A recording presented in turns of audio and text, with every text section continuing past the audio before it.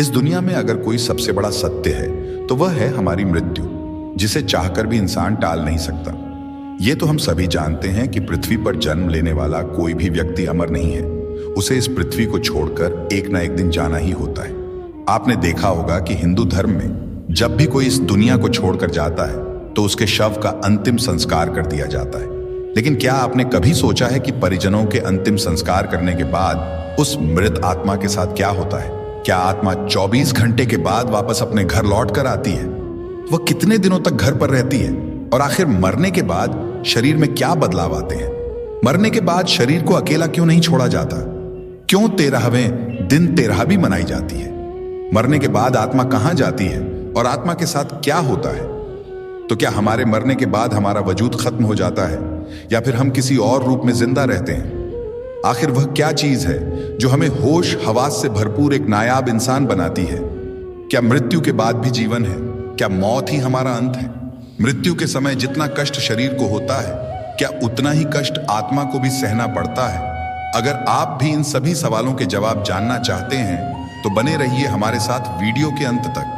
प्यारे मित्रों, किस्से कहानियों या फिर अफवाहों में तो मौत के पश्चात आत्मा को मिलने वाली यातनाएं या फिर विशेष सुविधाओं के बारे में तो कई बार सुना जा चुका है, लेकिन पुख्ता तौर पर अभी तक कोई यह नहीं जान पाया है कि क्या वास्तव में इस दुनिया के बाद भी एक ऐसी दुनिया है जहां आत्मा को संरक्षित कर रखा जाता है। अगर नहीं तो जीवन का अंत हो जाने पर आत्मा कहां चली जाती है? गीता के उपदेशों में भगवान श्री कृष्ण कहते हैं कि आत्मा अमर है, उसका अंत नहीं होता, वह सिर्फ शरीर रूपी वस्त्र बदलती है। वैसे तो कई बार आत्मा की अमर यात्रा के विषय में सुना जा चुका है, लेकिन फिर यह सबसे अधिक रोमांच और जिज्ञासा से जुड़ा मसला है। हमारे वजूद से जुड़ा यह एक बहुत बड़ा रहस्य है। यह एक ऐसी गुत्थी है जिसे सुलझाने में साइंस आज तक नाकामयाब रही है। लेकिन इन सभी रहस्यों और सवालों के जवाब हमारे गरुड़ पुराण और भगवत गीता जैसे धर्म ग्रंथों में मिलते हैं। इन ग्रंथों में इंसान के जन्म और मृत्यु से जुड़े रहस्यों को उजागर किया गया है। इस वीडियो के माध्यम से आज हम आपको यही बताने जा रहे हैं। तो चलिए वीडियो शुरू करते हैं। नमस्कार साथियों, मेरी भक्ति मोटिवेशन में आपका स्वागत है। प्यारे साथियों, सबसे पहले हम बात करेंगे कि मृत्यु होने के बाद आत्मा मृत शरीर को कैसे छोड़ती है। क्या शरीर को छोड़ते समय आत्मा को कष्ट होता है? मृत्यु के समय जितना कष्ट शरीर को होता है, क्या उतना ही कष्ट आत्मा को भी सहना पड़ता है? मृत्यु के समय शरीर को जितना कष्ट पहुंचता है, उस कष्ट की तुलना संभव नहीं है। मृत्यु के समय मिलने वाले कष्ट की तुलना जीवन में मिलने वाले किसी भी बड़े से बड़े कष्ट से भी नहीं की जा सकती। प्यारे मित्रों, हमारा शरीर इन 5 तत्वों से मिलकर बना है। अग्नि, वायु, जल, आकाश और पृथ्वी। इन 5 तत्वों को हमारे आंतरिक शरीर से जोड़ने वाली है वस्तु है आत्मा। इसलिए आत्मा को इस लोक और परलोक के बीच की कड़ी भी कहा जाता है। प्यारे भक्तों, धर्म ग्रंथों, पुराणों और धार्मिक शास्त्रों में लिखित तथ्यों के अनुसार आत्मा अमर है और यह केवल शरीर का परिवर्तन करती है, जिसे पुनर्जन्म और मोक्ष की अवधारणाओं से समझा जा सकता है। इस विषय में भगवत गीता में भगवान कृष्ण कहते हैं, वासांसी जीर्णानि यथा विहाय नवानि गृणा नरो प्राणी तथा शरीरा विहाय जीर्णानि सती नवानि देहि। जिसका अर्थ है कि जैसे मनुष्य पुराने वस्त्रों को त्याग कर नए वस्त्र धारण करता है, वैसे ही आत्मा पुराने शरीर को त्याग कर नया शरीर धारण करती है। हालांकि मृत्यु के समय आत्मा के शरीर छोड़ने की प्रक्रिया को कष्टदायक माना जाता है, मगर यह एक परिवर्तन की प्रक्रिया है। धर्म ग्रंथों में इस विषय पर कहा गया है कि जो इंसान जीवित रहते हुए कोई पुण्य नहीं करता और हमेशा दुष्कर्म में अपना समर्थन देता है, उस व्यक्ति की आत्मा को शरीर त्यागते समय बहुत कष्टों का सामना करना पड़ता है। धर्म ग्रंथों में आत्मा के शरीर छोड़ने की प्रक्रिया को एक महत्वपूर्ण चक्र के रूप में बताया गया है, जिसमें आत्मा दोबारा जन्म के बाद अपने कर्मों के फल को सहन करती है, मृत्यु को प्राप्त होती है और दोबारा पिछले कर्मों के अनुसार अगला जन्म पाती है। पवित्र आत्माओं के लिए यह प्रक्रिया सरल और शांतिपूर्ण होती है, जबकि पापी आत्माओं के लिए यह प्रक्रिया कठिन और कष्टपूर्ण होती है। नियर डेथ एक्सपीरियंस के दौरान कई लोगों ने शरीर छोड़ने के अनुभव को शांतिपूर्ण और प्रकाश की ओर जाने वाला बताया है, जबकि कुछ लोगों ने अपने अनुभव को डरावना और कष्टदायक भी बताया है। विज्ञान के अनुसार यह अनुभव व्यक्ति की मानसिक स्थिति और जीवन के अनुभवों पर निर्भर करते हैं। इसलिए हमारे धर्म ग्रंथों में आत्मा को मिलने वाले कष्ट में कर्म की भूमिका को ही आधार माना गया है। आत्मा इतनी आसानी से शरीर को छोड़ने के लिए तैयार नहीं होती है, क्योंकि इतने समय से आत्मा का शरीर के साथ एक गहरा रिश्ता बन जाता है। आत्मा को भी शरीर की आदत पड़ जाती है। मरने के बाद आत्मा कुछ समय तक शरीर के पास खड़ी रहती है और चिल्लाती रहती है। यह सब इंसान को महसूस होता है, लेकिन वह कुछ समझ नहीं पाता और सिर्फ शोर सुनता रहता है। ये आवाजें इंसान को शोर जैसी सुनाई देती हैं। आत्मा हर एक घर वाले से बात करने की कोशिश करती है और उन्हें अपनी बात बताना चाहती है, लेकिन कुछ कर नहीं पाती है। जब इंसान मरता है तो उसकी आत्मा पैरों से बाहर निकलना शुरू हो जाती है और आखिर में मुख से होते हुए शरीर से बाहर निकल जाती है। ऐसा कहा जाता है कि जैसे कर्म होते हैं वैसे ही आत्मा निकलती है।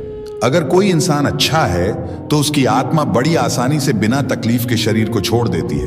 वहीं अगर कोई बुरा इंसान है या दूसरों के साथ बुरा करता है तो उसकी आत्मा बड़ी तकलीफों का सामना करके बाहर निकलती है और उसके शरीर को भी बड़ी मुश्किलों का सामना करना पड़ता है। इसी कारण आपने देखा होगा कि कई लोग मरने से पहले बहुत बेचैन और परेशान हो जाते हैं और उनके चेहरे का रंग पीला पड़ जाता है। यह सब आत्मा के निकलने की वजह से होता है। धर्म ग्रंथों, पुराणों और शास्त्रों में बताई गई जरूरी बातें मित्रों, अब हम आपको रिसर्च में पाई गई कुछ ऐसी बातें बताने जा रहे हैं जिनको जानकर आप भी हैरान हो जाएंगे। दोस्तों, हम सभी जानते हैं कि आत्मा अपने पुनर्जन्म के कर्मों का फल पाती है, किंतु पुराणों में एक और चीज का उल्लेख मिलता है जो बहुत ही महत्वपूर्ण है, जिसे इस पृथ्वी पर जन्म लेने वाला हर इंसान महसूस करता है। जब बच्चा इस पृथ्वी पर जन्म लेता है तो वह सांसारिक और मोह का अभ्यस्त होता जाता है। हर चीज जो उसे जीवन में मिलती है या वह खुद बनाता है, उससे मृत्यु आने तक जुड़ाव महसूस करता है। मोह में लिप्त हर इंसान की यही कहानी है। लेकिन आपको यह जानकर आश्चर्य होगा कि हर इंसान के जीवन में दैविक प्रेरणा से कम 3 अवसर जरूर आते हैं जब इंसान सांसारिक बंधनों से मुक्त महसूस करता है। चाहे यह अवसर दुख के कारण आया हो, चाहे खुशी के कारण आया हो, चाहे भक्ति के कारण हो या फिर कोई वास्तविक अनुभव हो। जो कोई व्यक्ति उस क्षण सांसारिक बंधनों को छोड़कर आध्यात्मिक उन्नति की ओर बढ़ जाता है तो दैविक शक्ति भी उसे सहयोग करती है। लेकिन संसार से हमारा मोह इतना अधिक होता है कि हम उस क्षण को समझ नहीं पाते और अपनी आध्यात्मिक उन्नति में खुद ही बाधा बन जाते हैं। इसलिए जब इंसान मृत्यु को प्राप्त होता है तो उसकी आत्मा को भी उसके कर्मों के हिसाब से ही कष्ट मिलता है। कई बार यह कष्ट इतना अधिक होता है कि जब आत्मा शरीर से निकलती है तो शरीर के मोह में और कष्ट से मुक्ति पाने के लिए वह बार बार अपने शरीर में दोबारा प्रवेश करने की कोशिश करती रहती है, जब तक यमदूत उसे ले नहीं जाते। इसीलिए धर्म ग्रंथों में शरीर के साथ साथ आत्मा के कष्ट को भी उतना ही गहरा दुख बताया गया है जिसकी कोई तुलना हो ही नहीं सकती। प्यारे भक्तों, हर कोई यही जानता है और मानता है कि जिंदगी एक बार मिलती है, लेकिन हकीकत तो यह है कि इंसान को मौत भी एक बार ही मिलती है। इसीलिए मौत का नाम सुनते ही लोगों के रोंगटे खड़े हो जाते हैं, क्योंकि एक मौत ही ऐसी चीज है जो इंसान के सारे रिश्ते नाते एक ही पल में तोड़ देती है। जब इंसान मरता है तो मरने से पहले अपने बचपन से लेकर अब तक की पूरी जिंदगी देख लेता है, वह भी सिर्फ 7 मिनट के अंदर। ये 7 मिनट उसके लिए एक फिल्म की तरह होते हैं जिसमें वह अपने जीवन से जुड़ी हर याद को देखता है जिसे उसने जिया है, और तब जाकर उसे मौत आती है। ये बात हकीकत है। वैज्ञानिकों ने भी इस बात का दावा किया है कि मरने से पहले इंसान को यह सब एक सपने की तरह दिखाई देता है। इसे देखकर इंसान को ऐसा लगता है जैसे वह अपनी पिछली जिंदगी में वापस पहुंच गया हो। यह सब देखने के बाद उसका दिमाग एकदम बंद हो जाता है, जिसके बाद दिमाग में कोई हलचल या सोचने समझने की शक्ति नहीं रहती और फिर इंसान की मौत हो जाती है। आपने देखा होगा कि मरने के बाद इंसान का शरीर एकदम बर्फ जैसा ठंडा हो जाता है और धीरे धीरे उसका शरीर सख्त हो जाता है। ऐसा क्यों होता है मित्रों? ऐसा इसलिए होता है क्योंकि मौत के कुछ वक्त पहले ही इंसान के शरीर में हरकतें बंद होनी शुरू हो जाती है। इंसान को एहसास हो जाता है कि अब उसका जीवन खत्म होने वाला है और इसलिए उसका धरती से कनेक्शन यानी अर्थ सोल चक्र कनेक्शन टूट जाता है। उसका धरती से कोई भी संबंध नहीं रहता है। इसी वजह से मरने के बाद इंसान का शरीर ठंडा पड़ जाता है। यही कारण है कि मरने के बाद आत्माएं जमीन पर नहीं रहकर हवा में उड़ने लगती हैं। क्या आपने कभी सोचा है कि मरने के बाद इंसान के शरीर को अकेला क्यों नहीं छोड़ा जाता? गरुड़ पुराण के अनुसार ऐसा माना जाता है कि अगर मृत शरीर को अकेला छोड़ दिया जाता है तो उस पर दूसरी बाहरी शक्तियों या नकारात्मक ऊर्जाओं का वास हो जाता है, यानी भूत प्रेत उस शरीर पर कब्जा कर लेते हैं और पूरी तरह से वह शरीर उस बुरी आत्मा के वश में हो जाता है। इसलिए रात के समय में मृत शरीर को अकेला नहीं छोड़ा जाता और न ही दिन के समय में। प्यारे भक्तों, अब बात करेंगे आत्मा के वापस घर लौटने की। मृत्यु के बाद यमराज यमलोक से अपने 2 यमदूत को मृतक की आत्मा लाने के लिए भेजते हैं। ये 2 यमदूत सिर्फ 24 घंटे के लिए आत्मा को ले जाते हैं। इन 24 घंटे में मृतक के परिजन उसके शरीर का अंतिम संस्कार और अन्य कर्म करते हैं। उधर यमलोक में उस आत्मा के कर्मों के हिसाब से उसके पाप और पुण्य का लेखा जोखा किया जाता है और उसे स्वर्ग या नरक भेजा जाता है। लेकिन उसे स्वर्ग या नरक भेजने से पहले 24 घंटे बाद यमदूत आत्मा को उसके घर वापस छोड़ जाते हैं। उसके बाद 13 दिनों तक आत्मा अपने परिजनों के बीच रहकर भटकती रहती है और अपने परिजनों को पुकारती रहती है, लेकिन उसकी आवाज कोई नहीं सुन पाता है। गरुड़ पुराण में यह भी बताया गया है कि आत्मा वापस आकर अपने परिजन को जब रोते बिलखते देखती है तो वह मृत आत्मा भी उन्हें देखकर दुखी हो जाती है और वह भी रोने लगती है। आत्मा उनको समझाने और शांत करने का प्रयास करती रहती है, लेकिन इस बात का एहसास किसी को भी नहीं होता, क्योंकि आत्मा अत्यधिक सूक्ष्म होती है। उसे ना तो कोई देख पाता है और ना ही किसी को उसकी अनुभूति होती है। आत्मा अपने परिजनों को पुकारती रहती है, लेकिन उसकी आवाज कोई नहीं सुन पाता है। यह देखकर वह आत्मा घबरा जाती है और परेशान हो जाती है। इसी के साथ गरुड़ पुराण के अनुसार मृतक की आत्मा अपने शरीर में प्रवेश करने की कोशिश करती है, लेकिन यमदूत के पास बंदी रहने के कारण वह आत्मा मृत शरीर में प्रवेश नहीं कर पाती और अपने जीवन के पाप कर्मों को याद करके दुखी हो जाती है। अब बात करते हैं पिंडदान की। 13वीं तक पिंडदान क्यों नहीं किया जाता और इससे आत्मा को क्या फायदा होता है? ऐसा कहा जाता है कि जब यमदूत आत्मा को दोबारा उसके घर वालों के पास छोड़ जाते हैं तो आत्मा बहुत कमजोर हो जाती है, क्योंकि वह बहुत कुछ झेल कर आई होती है। उसके अंदर इतनी शक्ति और ताकत नहीं रहती कि वह मृत्यु लोक से दोबारा यमलोक तक का सफर 1 साल में कर पाए। इसलिए गरुड़ पुराण के अनुसार 10 दिनों तक आत्मा के लिए जो पिंडदान किया जाता है वह प्रतिदिन 4 भागों में विभाजित हो जाता है। उसके प्रथम 2 भाग से अतिवाहक शरीर, तीसरे भाग से यमदूत और चौथे भाग से मृतक स्वयं तृप्त होता है। 9 दिन और रात्रि में वह शरीर अपने अंगों से युक्त हो जाता है। प्रथम दिन के पिंडदान से प्रेत के सरभाग का निर्माण होता है। दूसरे दिन के पिंडदान से उसके कान, नेत्र और नाक की उत्पत्ति होती है। तीसरे दिन के पिंडदान से क्रमशः कंठस्कंद, बाहु एवं वरकस्थल। चौथे दिन के पिंडदान से नाभि, लिंग और गुर्दा भाग तथा 5वें दिन के पिंडदान से जानु, जांघ और पैर बनते हैं। इसी प्रकार 6ठे दिन के पिंडदान से सभी मर्म स्थल, 7वें दिन के पिंडदान से नाड़ी समूह, 8वें दिन के पिंडदान से दांत तथा 9वें दिन के पिंडदान से वीर्य एवं 10वें दिन के पिंडदान से उसके शरीर में पूर्णता आ जाती है और उसे भूख प्यास का आभास होने लगता है। इस प्रकार 10 दिनों तक पिंडदान के बाद 11वें दिन घर की शुद्धि की जाती है। ऐसा करने से अशक्तियां समाप्त हो जाता है। 11वें दिन और 12वें दिन जो श्राद्ध किया जाता है उससे प्रेत स्वयं भी भोजन प्राप्त करता है। 13वें दिन 13वां श्राद्ध किया जाता है, जिसे 13वीं कहते हैं। इस प्रकार आत्मा के अलग अलग शरीर के अंगों की रचना होती है। ऐसे ही 13 दिनों तक पिंडदान करने से आत्मा यमलोक जाने के लिए योग्य हो जाती है। जब आत्मा मृत्युलोक से यमलोक की ओर जाती है तो उसे 1 साल का समय लगता है।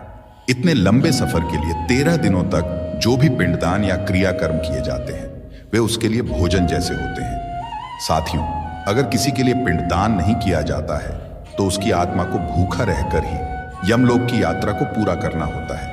ऐसा गरुड़ पुराण में बताया गया है कि जिस मृतक आत्मा के नाम से पिंडदान नहीं किया जाता है उसे यमलोक के रास्ते में भोजन नहीं मिलता है।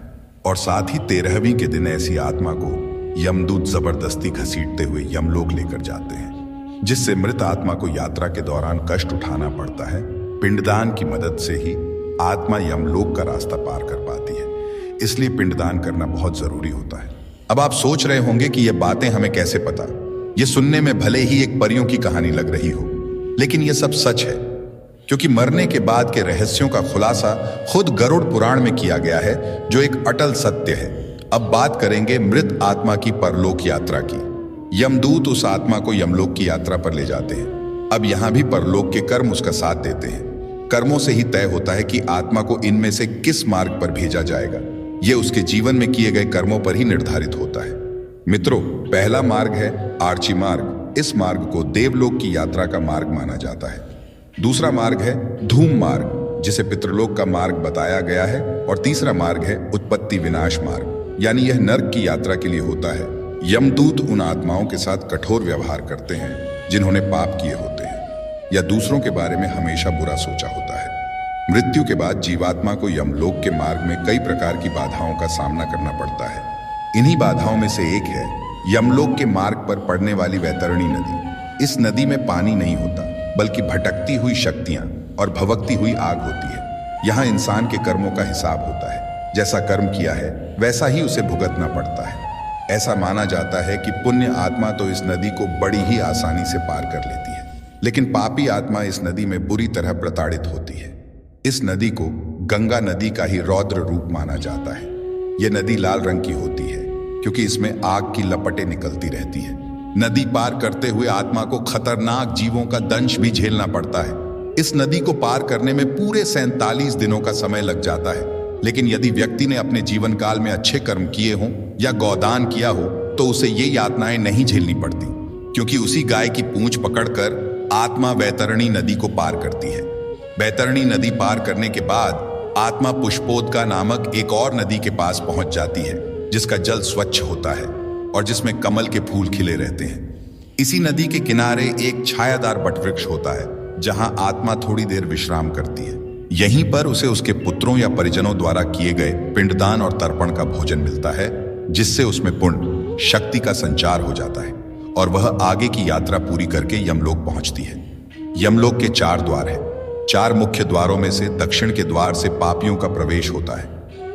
यम नियम का पालन नहीं करने वाले निश्चित ही इस द्वार में प्रवेश करके कम से कम 100 वर्षों तक कष्ट झेलते हैं। पश्चिम का द्वार ऐसे जीवों का प्रवेश होता है जिन्होंने दान पुण्य किया हो, धर्म की रक्षा की हो और तीर्थों में प्राण त्यागे हो। उत्तर के द्वार से वही आत्मा प्रवेश करती है जिसने जीवन में माता पिता की खूब सेवा की हो, हमेशा सत्य बोलता रहा हो और हमेशा मन वचन कर्म से अहिंसक हो। पूर्व के द्वार से उस आत्मा का प्रवेश होता है जो योगी, ऋषि, सिद्ध और संबुद्ध है। इसे स्वर्ग का द्वार कहते हैं। इस द्वार में प्रवेश करते ही आत्मा का गंधर्व, देव, अप्सराएं स्वागत करती हैं। इसके बाद आत्मा को परलोक ले जाया जाता है, जहां यमराज उसके कर्मों का हिसाब करते हैं और चित्रगुप्त से उसके कर्मों का लेखा जोखा मांगते हैं। चित्रगुप्त के पास हर इंसान का पूरा हिसाब होता है, जिसे वे यमराज के सामने प्रस्तुत करते हैं। यहां भी कर्मों के हिसाब से ही सजा मिलती है। अगर कर्म अच्छे होते हैं और वह एक भली आत्मा होती है तो उसे स्वर्ग में भेज दिया जाता है। लेकिन अगर वह एक बुरी आत्मा है जिसने धरती पर बहुत से पाप किए हैं तो उसे नरक में फेंक दिया जाता है और वहां उसे नरक में दंडित किया जाता है। लेकिन पापी आत्मा की सजा पूरी हो जाने के बाद यमराज ऐसी आत्मा को वापस मृत्यु लोक में भेज देते हैं। वहीं अच्छे कर्म करने वालों को स्वर्ग में सभी प्रकार की सुख सुविधाओं के साथ रखा जाता है। गरुड़ पुराण में बताया गया है कि जिन आत्माओं को स्वर्ग में स्थान मिलता है उन्हें यमराज स्वयं अपने भवन से स्वर्ग के द्वार तक छोड़ने जाते हैं, जहां अप्सराएं उनका स्वागत करती हैं। प्यारे मित्रों, इसी के आधार पर हम एक सच्ची घटना के माध्यम से बताते हैं।